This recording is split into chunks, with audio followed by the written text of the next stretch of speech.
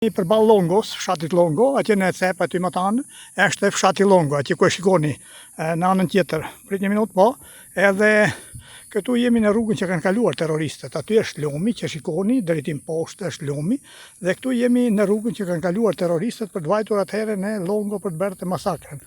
Kurse këtu në majtë e Kodrës është vendosur kryqi. Nuk e di, duket apo jo, ja ku duket të kryqi, ja ku jemi, jo në majtë e Kodrës.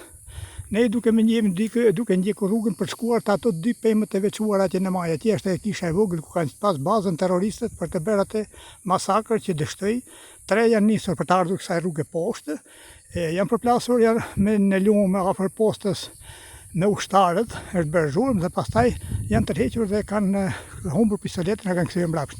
Kjo është itinerari që jemi duke ndjekur sot.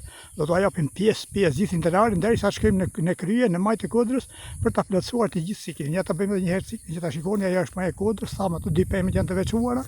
Duhet të jetë kisha aty që janë të veçuara. Atje më tanë është mali i madh, poshtë është lumi, fshati i Longo është në thellësi i majtas. E shikoni ja si janë. Pastaj lumi, pastaj vim këtu, shikojmë rrugën ku jemi, edhe në fund shikojmë edhe një herë kryqin, këtu ku e kanë vendosur në majtë e Kodrës. Dhe ky është kryqi i Kodrës së Longos, fiks të gjithë të merat.